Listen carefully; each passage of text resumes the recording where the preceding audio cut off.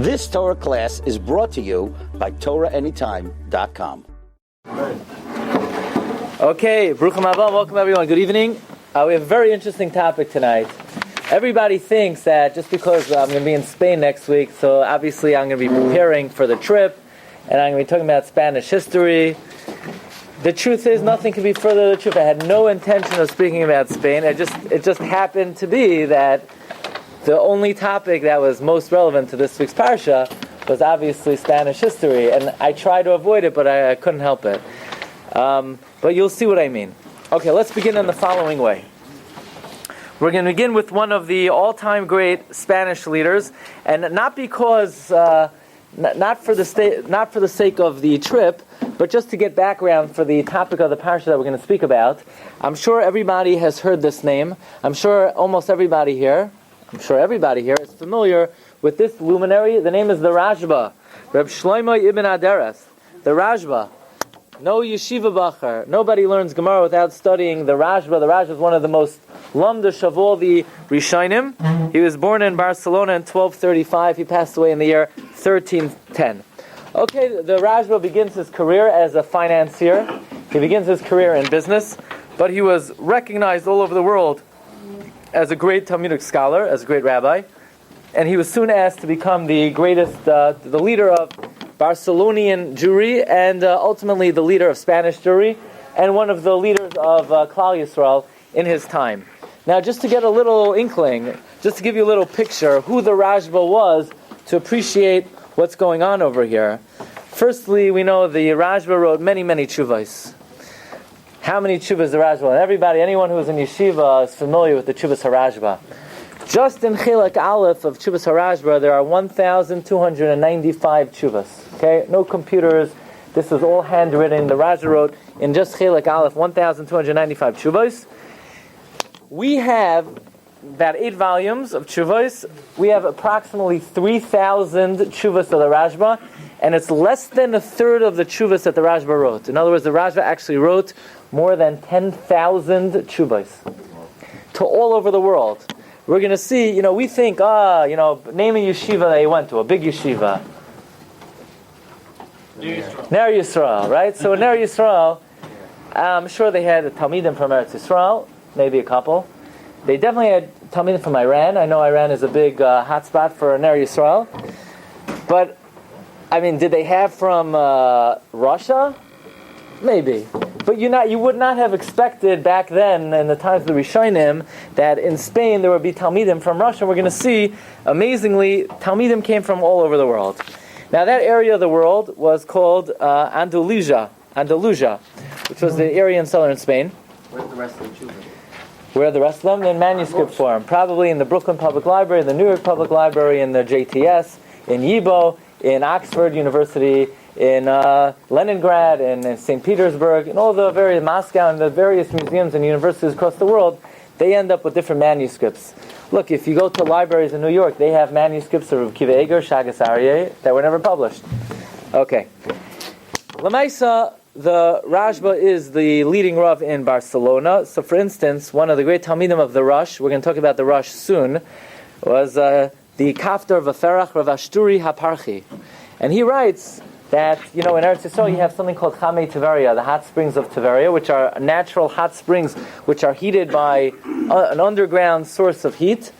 Well, Eretz Yisrael and Spain are somewhat equal latitude-wise, and the Kaftar Ferach writes that in Spain, in Barcelona, they also had hot springs, and the Rashba permitted bathing in them on Shabbos in the Chamei Tiberia, because that's considered naturally heated as opposed to heated by Eish. Okay, but in any event, the Rashba was the Rav of Barcelona. Let's talk about a few things that the Rashba wrote, and then we'll get to the episode at hand. Okay, so we know the Rashba wrote 10,000 shuvas. We know the Rashba wrote chidushim on many, many mesachtos. The Rashba also wrote halachos of kashrus. A lot of our hilchos kashrus, Yoredei, is based on a sefer that the Rashba wrote, TorahAnytime. Okay, anyone ever hear of TorahAnytime? Anyone who ever learned for smicha is probably familiar with TorahAnytime. There was another Rav at the time, and we're going to bring him in. His name was Rav Aaron Halevi. Also, he lived in Gerona. He was born in Gerona in 1230. passed away. He ended up in France. He passed away in the year 1300. He and the Rashba are the two co-rabbanim in Spain, and we're going to talk about their koyach. Nowadays, let's say rabbanim get together. They aster the internet. What koyach do rabbanim have? Kemat zero. Does anyone listen? They want to. Is there any way to enforce the takana? No. Basically, the rabbanim today have no koyach. So, therefore, human nature is to project our understanding and our image of rabbanim to, that must have been the way it was once upon a time. So they could not be further from the truth. You're going to see that the rabbanim in the times of the Rishonim had koyach she'ein kamoyu. And you'll see, I'm telling you now, you can't even imagine how much koyach rabbanim had. Okay, and just bear that in mind. So the other Rav in the time was Rav Aaron Halevi. And he's the Rav in Barcelona at the Rashba. They're both recognized by King Pedro's government. And he wrote a critical work on the Torah's Habayis called Bedek Habayis. So Torah's Habayis means the Torah of the house, kashrus. Bedek Habayis means, basically the house is cracked. In other words, it's like a critical way of saying, the Rashba made some... he disagrees with many of the psukim of the Rashba. And then an anonymous work appeared called Mishmeras Habayis that defended the Rashba from the Bedek Habayis of the Ra'ah of Aaron Halevi. And I'm here to tell you that first I'm here to reveal to you who wrote the Mishmeras Habayis, because in the Tshuvas HaRashba in Siman Reish Samach Aleph, you look at number 12, the Rashba sort of leaks. Leaks who wrote the Mishmeras Habayis. It was him. The Rashba said, if you look at what I wrote in the Mishmeras Habayis, this is the only place where you'll find basically who the author of the Mishmeras Habayis was, the Rashba himself. Okay. Now, many people mistakenly attribute Sefer HaChinuch to Rav Aaron Halevi. Most people think Rav Aaron Halevi wrote the Sefer HaChinuch, because if you look at the end of the Sefer HaChinuch, it basically says this Sefer was written by Rav Aaron Halevi, a Jewish man from Barcelona. So, who else is it other than the Ra'ah? But truthfully, he did not write it. He did not write it. He was not the author. It was either a Talmud of his or a relative of his. But these are the two leading Rabbanim of the time. Just to bring out a little bit the godless of the Rashba, and I'll tell you a little bit more of his history soon. So there's a halacha in the Torah.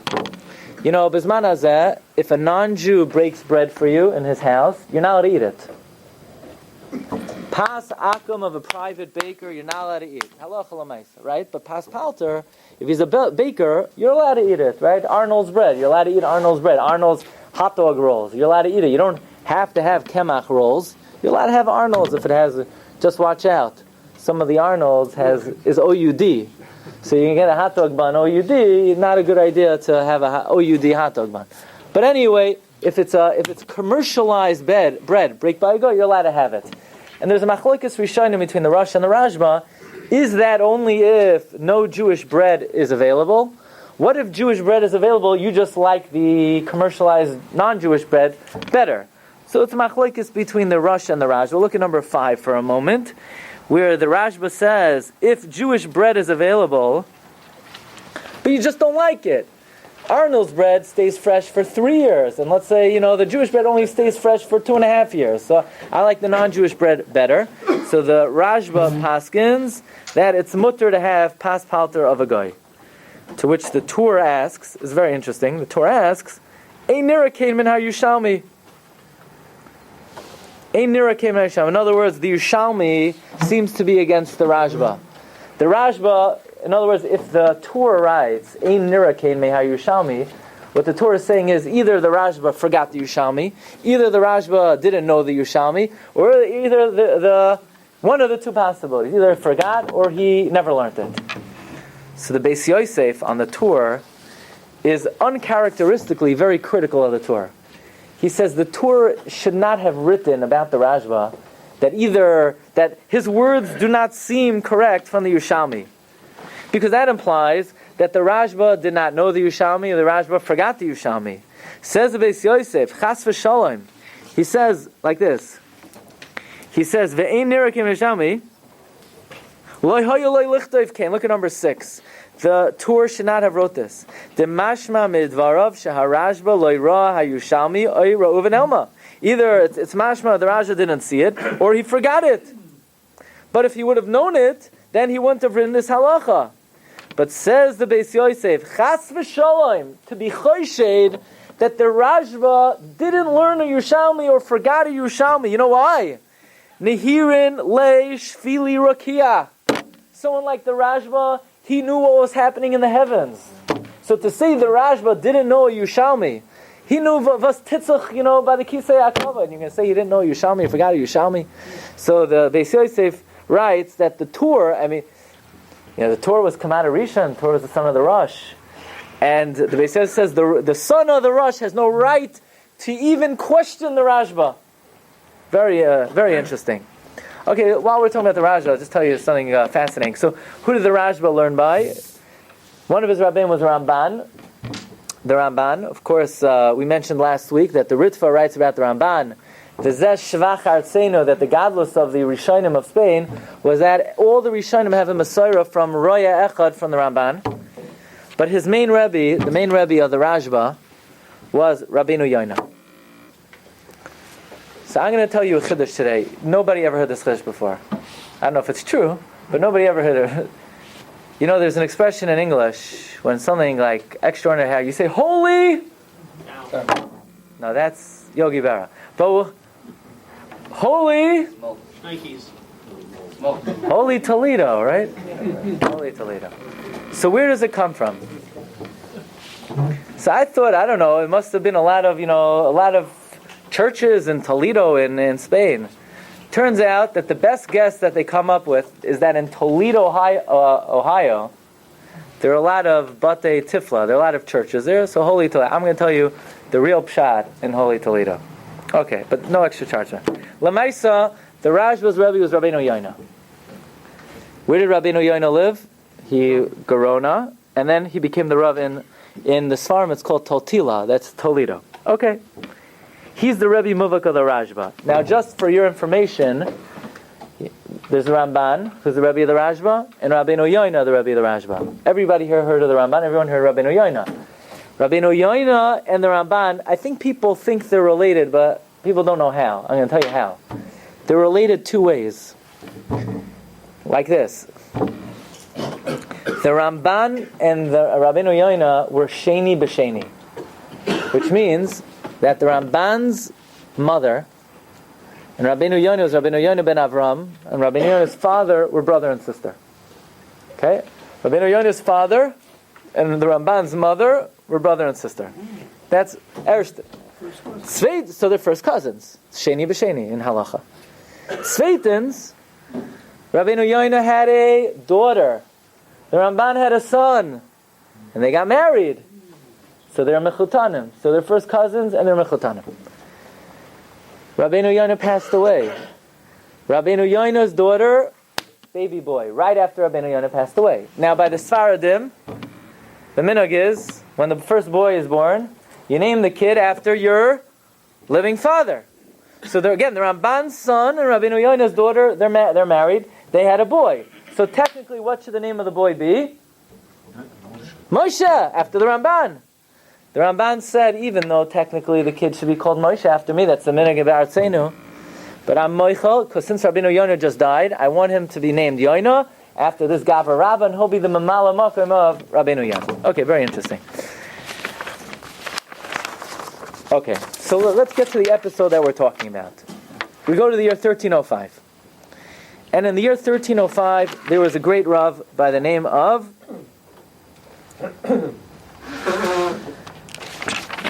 Rabbi Abba Mori Hayarchi. I never heard of him either. He's one of the Rishonim. Rabbi Abba Mori Hayarchi. He was born in Lunel in Provence to the year 1240. By the way, why is he called Hayarchi? Hayarchi. What is Yareach? Moon. He's from Lunel. Lunel is moon, right? Lunar is moon. Lunatic. Why are they called a lunatic? Because the moon makes them a shug. It happens to be tonight. It's one of the biggest moons in the history, I think, since 1948. Take a look. You're not to be mistakel b'levana, the Gemara says, but you take a look at the moon tonight, mamish, the biggest moon since 1948. Okay, so he came from Lunel in France, and he was very upset. Now you have to know, there's a tremendous difference between Germany, France, and Spain. Germany and France were like, okay, I'm not going to give any illustrations of contemporary illustrations. There were certain areas that were very serious and intense. They did not study secular knowledge there. They didn't study philosophy. They just learned. And that's where all the Balei Toisus were. Rashi, Toisus, Rabbeinu Tam, the Rihazakin, V'chahina, the Rashbam, all the Balei Toisus were in France and Germany. The Rosh, Marami Rotenberg, Rabbi Yitzchak Mivino, the Zarua. Okay. And this Rabbi Abba Mori Hayarchi heard what was going on in France, in Spain. That there were a lot of Rabbanim who were studying philosophy, and a lot of Jews were very into philosophy. And that led them to start darshaning psukim in very strange ways. And at least they were strange to him. We're going to see they may not be so strange. And they were very into Chachmas Yivanis. Most notably, he heard the lectures of Rabbi Levi ben Chaim, Rabbi Yaakov Anatoli, who interpreted the Torah allegorically. We'll see what that means. And they would involve Aristotle in their interpretations of the Torah, and he didn't like it. So he wanted to forbid Jewish people from studying philosophy. Completely. He wanted to put a cherem on philosophy. You say a cherem, who's going to listen to a cherem? That's nowadays nobody will listen to a cherem. Back then, if they made a cherem and you didn't follow it, you were a dead man. And we'll see. Who would kill you? The rabbis. The rabbis had the koyach to kill you? Absolutely. And they did. We're going to see in the times of Rishonim, the Rishonim had the koyach of capital punishment, at least in Spain. And they did it. But we're going to learn about that. The Rashba was approached to create a cherem against the learning of philosophy. And if you look in the Tshuvas HaRashba, starting from Tshuva 4:14, Taf Yudalid, Tshuva Taf Tesvav, Tshuva Taf Tezayin, Tshuva Taf Yud Zayin, the Rashba talks about the widespread proliferation of the study of philosophy and how it didn't end there. You see, if it would have ended there, that Jews would study philosophy, it would have been a halbatzara. The problem was that the people who studied philosophy started to interpret the Torah different than traditional interpretation. So where did that lead them? So look at number 1. They started to learn that the Torah was parable. Ve'asa lanu Avraham v'Sarah chaymer v'tzura. They said Avraham and Sarah are not real figures. They're just a mashal. Avraham represents raw material. Sarah represents the final product. And they started to learn the Shvatim are not 12 tribes. They represent the 12 constellations. And Amalek is not a nation. Amalek is the evil inclination. And Lot is Seichel. And his wife is Chaymer. And that's why she turned into salt. And then in Tshuva Taf Tezvav, look at number 2. The Rashba says it's not right what people are doing. You see, the Torah preceded secular discipline. Why would people give priority to the Tzeira koidim the Bechira, right? You know that expression in the Chumash when Yaakov Avinu wanted to marry Rachel, so Lot said, no, lo yasa came bim kaimeno, lo says Tzeira lefnei Bechira. Well, the Rashba says, look, Torah comes first. Torah was 974 generations before the world was created, and these disciplines developed later. Why give priority to later disciplines? And therefore, the Rashba says, in Tshuva Taf Tezvav, it's about 10 lines into the Tshuva, says the Rashba, V'amadnu v'karasnu bris le'elakim, we made a treaty with God, Asher kabalnu anu v'avasin b'Sinai, we received the Torah on Har Sinai, Leval yis'arev zor b'sachin, we're not going to mix any foreigners with us, we're not going to allow any thorns and thistles into our castles, we are Avdei Hashem, and we make a gzeira, and we accept upon ourselves the following decree. B'koyach ha'cherem, with the strength of a cherem. Leval yilmoid ish mibnei kehilenu, that no one in our kehila will learn. The sifrei yevanim, the Greek knowledge. The chachmas alakis, or any discipline, whether in Greek or any other language. Now the Rashba had a little bit of a moderate view on it. He did not forbid it completely. Now he made this cherem mehayoim v'yad chamishim shana for 50 years, right? Rabbanim cannot forbid something forever because he can't be moisef to the Torah. They could just make temporary measures for 50 years, and you can't learn it ad heyoisei ben chamesh ve'esem shana until you're 25 years old. Now it sounds not that intolerant because 25 is relatively young, but you have to know back then 25 was actually very old. The life expectancy then was not very long. So by 25, you were long educated, long married. You could be a grandfather by then. Yeah. You could be, you were well on your way through life. And not only that, you can't learn it until you're 25, and you can't teach it. In other words, you can't say, well, it's not my problem. If this kid wants to violate the Cherem, I'll teach it to him. You can't teach it to anybody under 25. Why? Lest these chachmos pull you and draw you away from the Torah. And eventually lead to kfira gemura. Except, by the way, they made two exceptions. Exception number one was medicine. You were allowed to be a doctor. Medicine was not considered a secular discipline. It was considered somewhat of a Torah discipline. Because the Torah says, the Rashba says, V'rapa yirape, that a doctor has license to heal, and how could you heal if you're not educated in the discipline? So medicine was not considered a secular discipline. And the other thing they excluded, surprisingly, was the works of the Rambam. We know that in France, they were very against the Mar Nevuchim. In fact, they put the Mar Nevuchim in Cherem. The Rashba, however, understood the godless of the Rambam, and he excluded the works of the Rambam from this Cherem. And you have over here, they made the Cherem b'maimed kol hakehila. They did it on Shabbos in the year 65 of the 5th millennia. That means the year 5065. What year is that? Who remembers our formula? What do you add? What do you add? 740. What? Close? What? Don't be ashamed. Nobody knows. If you get 5 people already guess wrong. What do you say? There's like 50 people yelling at the computer right now. 1240. 1240. So the year 12, you add 1240. So 65 plus 1240 is 1305. This took place in the year 1305. Okay. And then the Rashba basically reiterates this in Tshuva Tav Tezayim, look at number 3.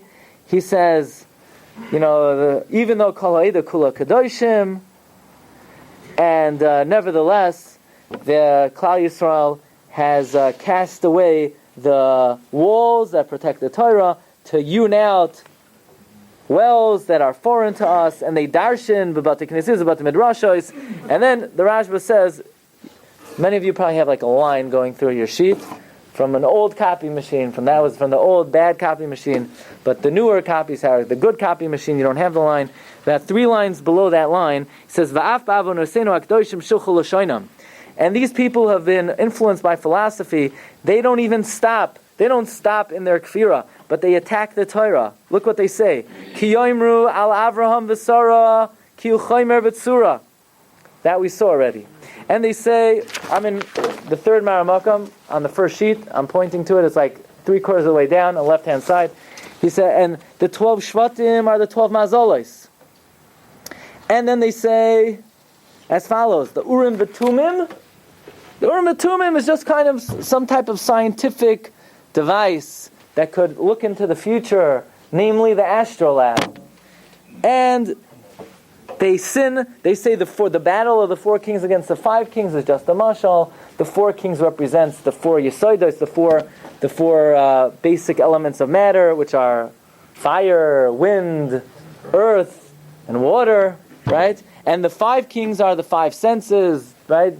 Seeing, hearing, touch, smell, taste, and they say the entire Torah from Bereshis until Matan Torah is just a mashal.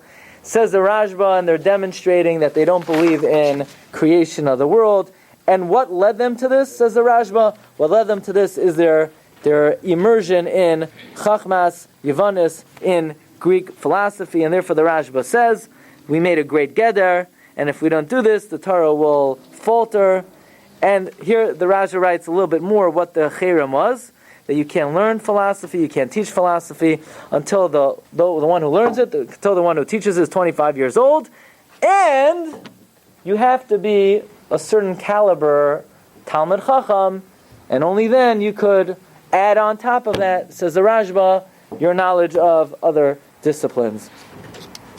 And then again in Tshuva Taf Yud Zayin, the Rashba goes on to say other drashos that these fellows make.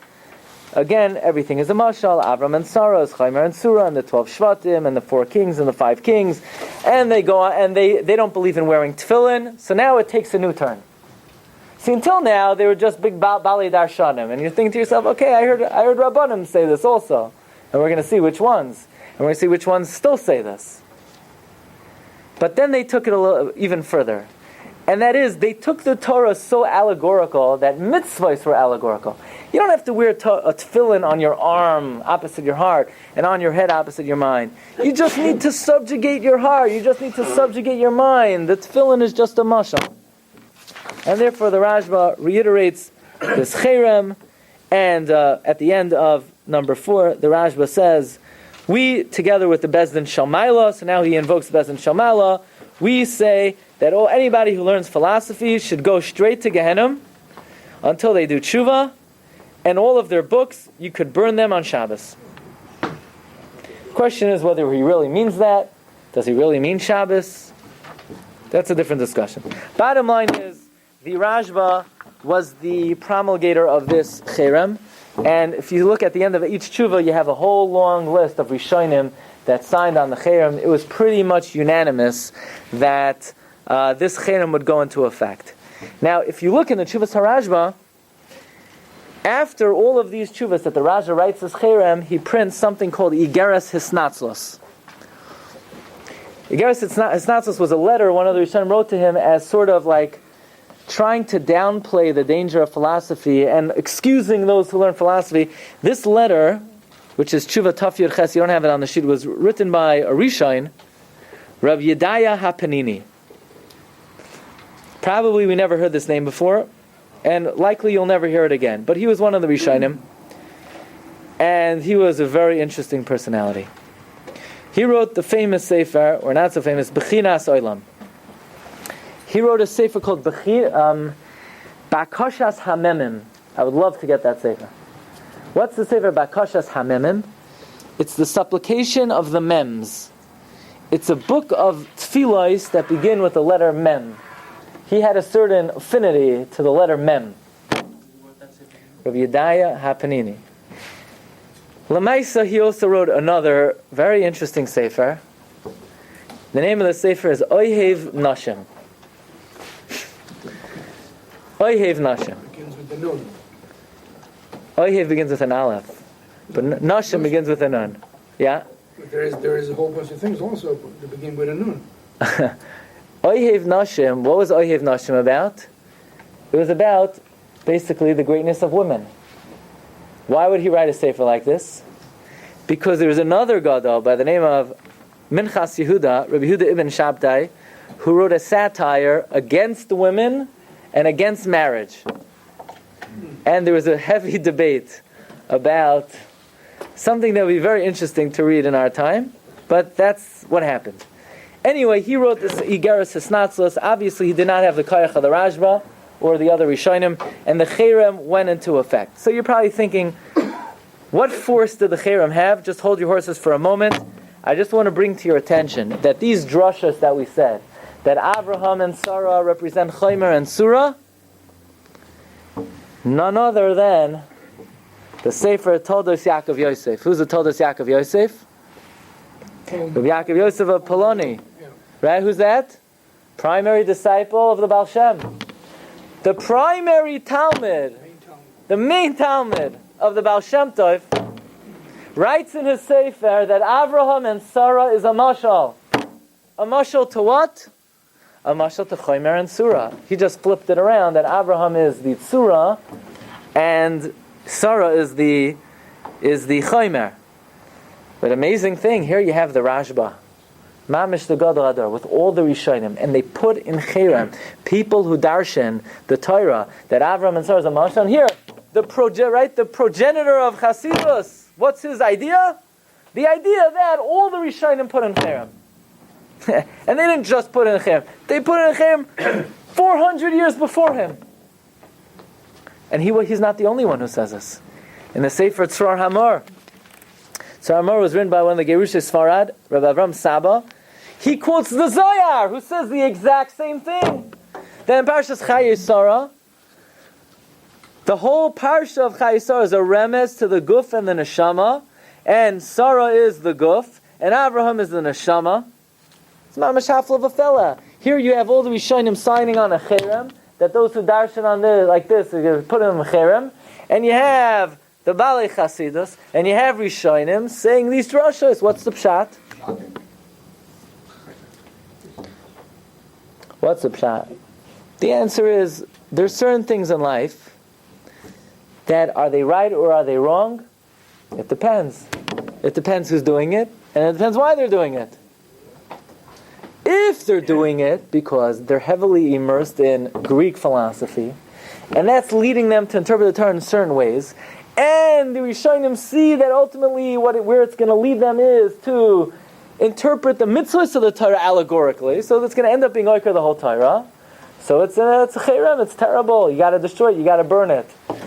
But if where it's coming from is a mastery of the simple interpretation of the Torah, of the pshat of the Torah, and a desire to dig deeper into the hidden meanings of the Torah, and these are people whose level of observance is on a very high level, then not only is it not dangerous, it might be very admirable. It really depends on the circumstances. In other words, it's not inherently wrong, it depends where, when, and how. But in any event, I found that very interesting. So, back to the Rashba's Cherem, just want to point out that, remember we said that the one who brought to the Rashba's attention of the proliferation of the study of Greek philosophy was this Rabbi Abba Mori Hayarchi of Lunel, and he wrote a sefer called Minchas Kanais. The Minchas Kanais is basically a collection of letters of the Rishonim who wrote against philosophy, and he collected letters of the Rashba. And in number 15, the Rashba says something fascinating. And the Rashba says, probably people think about me that I'm this isolated, insulated, pure sage that has never been exposed to any other discipline, and that's why I am very boldly against studying philosophy. Says the Rashba, nothing can be further of the truth. Says the Rashba, they think, Allah b'daitchem, she'en lanu chelek b'bina, v'chein eskimu kol haskamais. Lechein hadavar, says the Rashba, yadanu v'shamanu oisan hachachmais. I know all of them. I know them. Ach, says the Rashba, but here's the problem. My problem is not, I'm not familiar with these disciplines. Says the Rashba, I'm well acquainted with all of these chachmais. However, if even Gedolei Yisrael don't really have the capacity and the ability to say, you know what, this idea is true, and that idea is foreign, and this idea is true. In other words, if even Gedolei Yisrael cannot pluck out the kernels of truth from these outside disciplines, then how do you expect our youth to be able to decipher and determine the correct approach? Okay, Rabbi, take a look at number 17. Just to give you an example, I'll give you an idea of the kayach that the Rishonim had back in the day. This is a tshuva of the Rosh, Rabbeinu Asher ben Yechiel, who was born in Germany in the year 1250. So you say, why am I bringing in a Rishon who lived in Germany? What does this have to do with the Rashba? It has a lot to do with the Rashba. The Rosh was approached with the following shaila. There's a guy who spoke out very disrespectfully against Yahadus, against Judaism. He said words of kfira. And in Spain, the Batei Dinim of the Rishonim would administer capital punishment. And the Rosh said, look, I don't like it. And I told them I don't like it. But they say that they have permission from the king. As we mentioned, King Pedro allowed the Rabbanim to execute people who violated the halacha. And they did! The rabbis executed people. And their idea was, you say, how can you execute? You don't have the Sanhedrin, you don't have the system. They did it l'shem shamayim. Why? Because otherwise, if you don't follow Torah law, you were going to be sent to the non-Jewish courts, and they would begin killing people indiscriminately. So Rabbanon felt, at least let's don people lefi dinenu, and if they're taka chayiv misa, nishlecht, and if they're not, we'll save their skin. So the Rosh said, look, I don't think it's right. We don't have the capacity to kill. But if a guy blasphemes God, and he's mechalo shem shamayim, if the goyim hear that we don't punish him, it's going to be chil Hashem. They're going to say, you don't treat your religion respectfully. And therefore, says the Rush, my idea is, don't kill the guy. Just do the following. Try to take out most of the tongue that you could see when he opens up his mouth, and just slice that off instead of killing him. This way you'll be dealing with him berachamim, uvechemla, and in a very merciful way, and you don't have to take his life. And this will ensure that he will not be able to blaspheme again, because he'll never be able to utter another word. So here you have the Rush saying that they should take a guy's tongue and cut it off. So you want to know, did the Rabbanim have koyach back in the day? Yes. It wasn't like today. When they had an asifa in a big building and they said not to do something, nobody did it. Not people went home and said, oh, that was interesting. So he said, why am I bringing in the Rush? I thought the Rush was born in Germany. Okay, so we have to learn a little adventure now. You see, the Rush was in Germany. But we know who's the Rush's Rebbe, the Marami Rotenberg. Marami Rotenberg was one of the last of the Balei Tosfos. He wrote Tosfos on Masechta Yuma. And he was kidnapped, and he was held hostage in a castle in Einsesheim. And they would not release him. And they charged the Jewish community exorbitant ransom. So now the shaila is, should the Jewish community ransom the Marami Rotenberg? After all, the Mishnah says in Gittin, Ein poidin es hashvuyim, yeser mikidei dameim. Then they take an oilam. You can't pay an exorbitant sum to ransom a captive. Why? Because then they're just going to incite them to take more and more captives. However, the halacha is for Gadol b'Yisrael, you're allowed to. But the Maram said, you're not allowed to ransom me. So Yam Shel Shloim Masechta Gittin wants to know, how's he allowed to say that? Think of all the Bittul Torah it caused him. And the Marami Rotenberg writes about himself. He was in darkness. He had no Svarim. He had limited access with his Talmidim. Says the Yam Shel Shloim, the Marami Rotenberg must have held that and felt and feared that if they would ransom him, the Goyim would just start capturing all the Gedolim.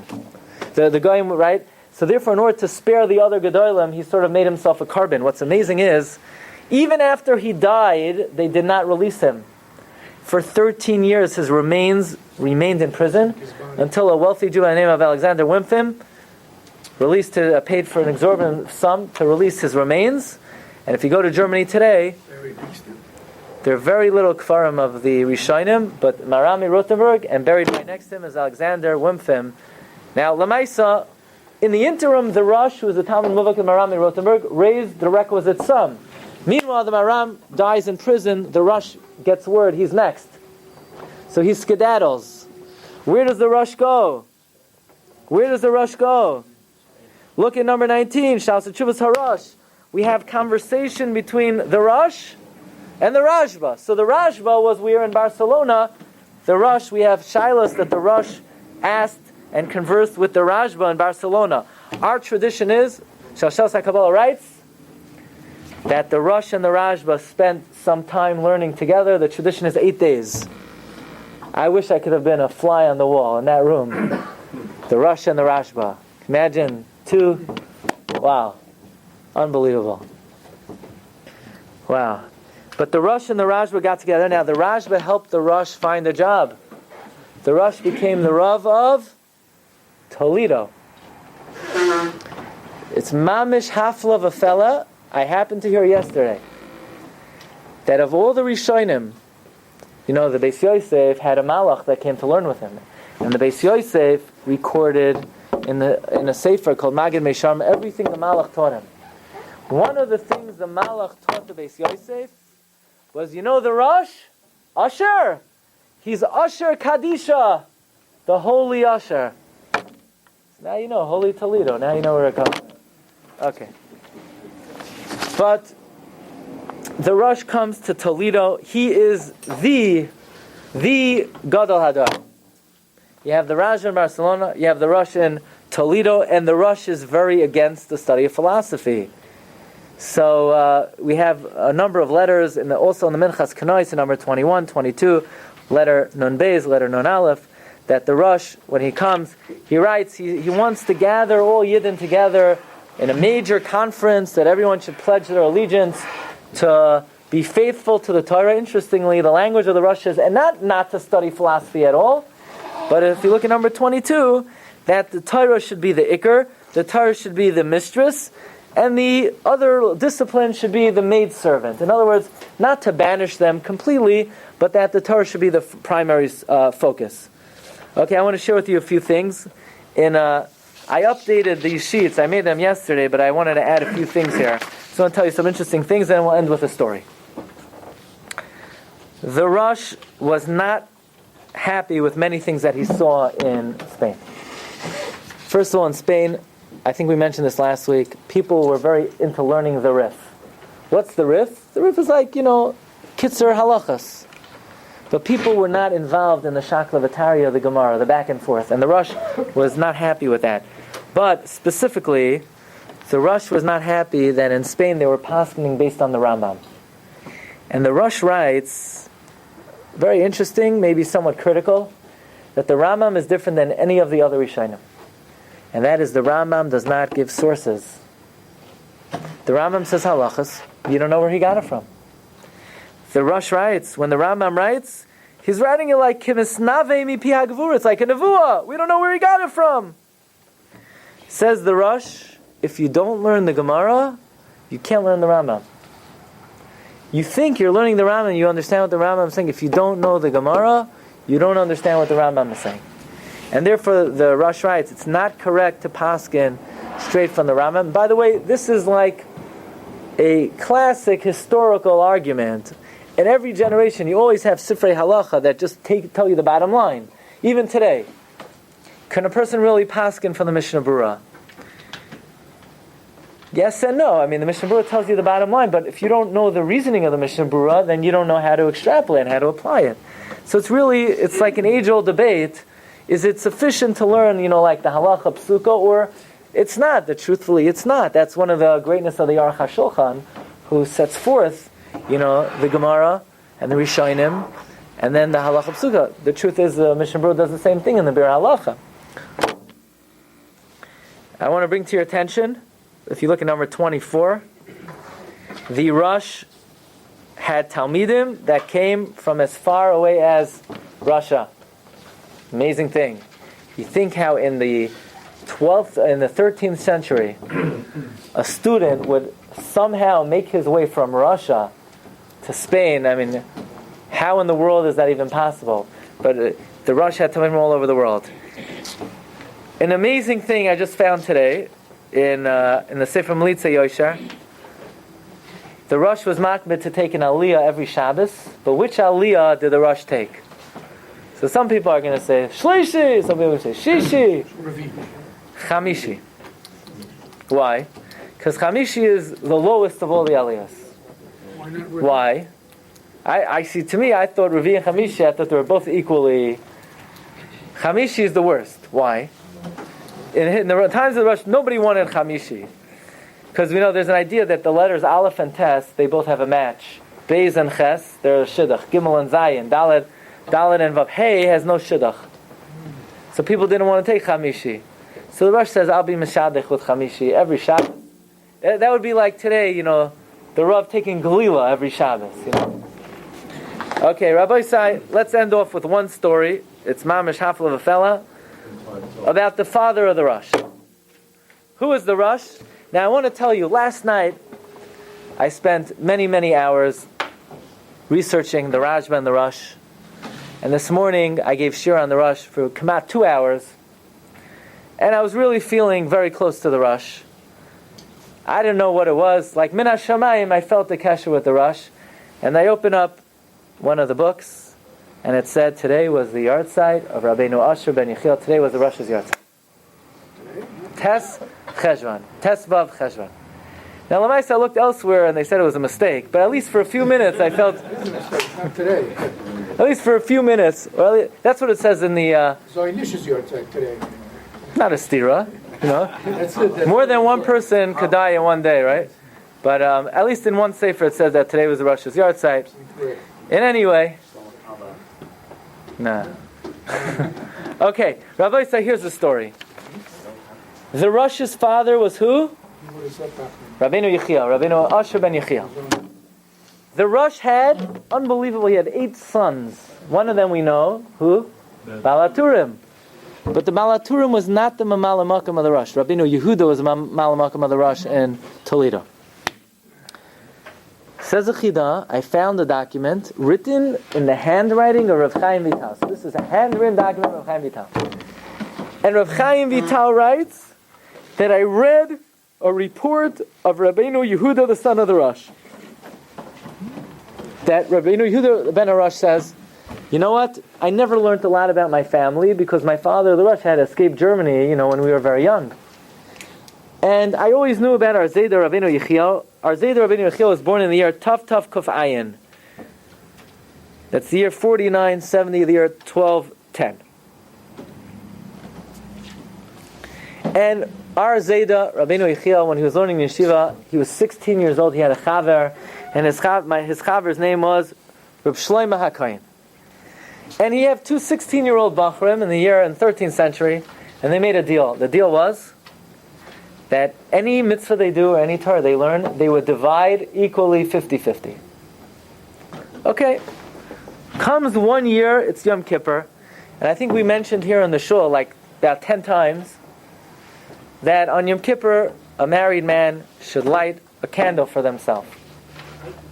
And that was a minhag back in Ashkenaz. And actually, back in Ashkenaz, you would take that candle before Yom Kippur and you'd bring it to the shul. And they were very superstitious about the candle. If something would happen to the candle, they would not take it as a good sign. And in fact, the candle of Rabbeinu Yechiel, the father Rosh, it extinguished. And he was very afraid. And 6-7 days later, he passed away on Chol Hamoed Sukkot. The next day, Rabbeinu Shlomo, his chavrusa, is learning in the yeshiva.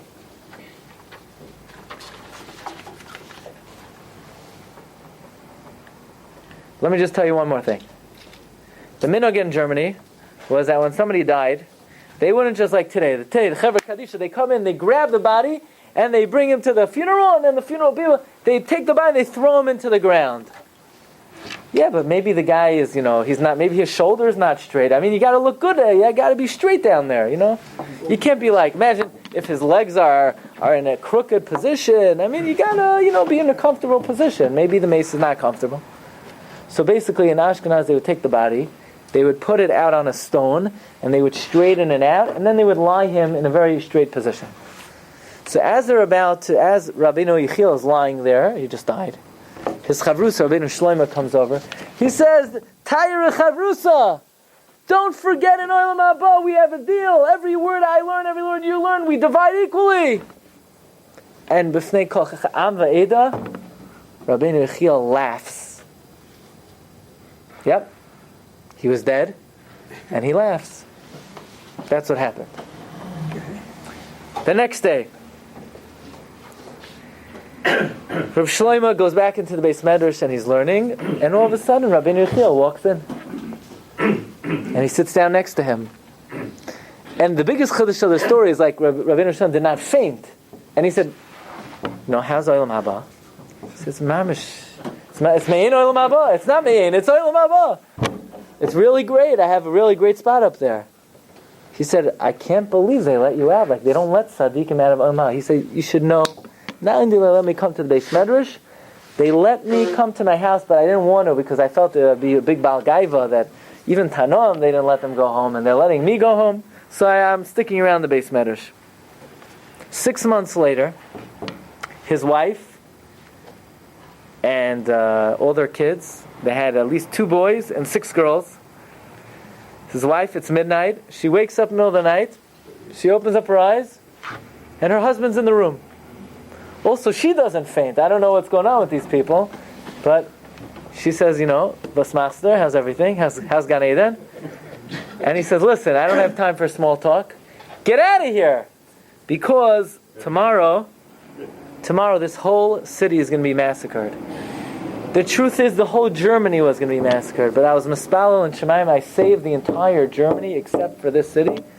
So she took Rabbeinu Asher, she took her other son, she took her 6 daughters, and they left the city, and they were all spared. So this is Rabbeinu Yechiel, the father of the Rosh.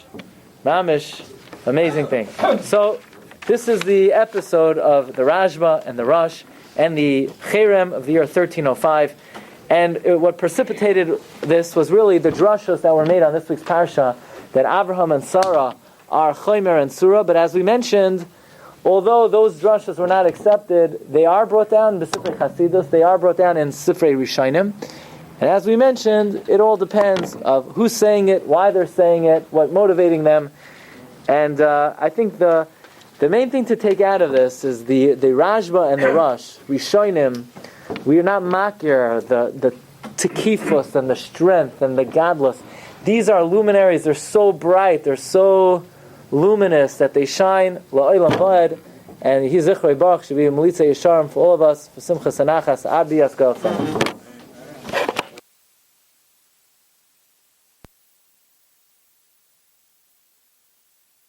You've just experienced another Torah class brought to you by TorahAnytime.com.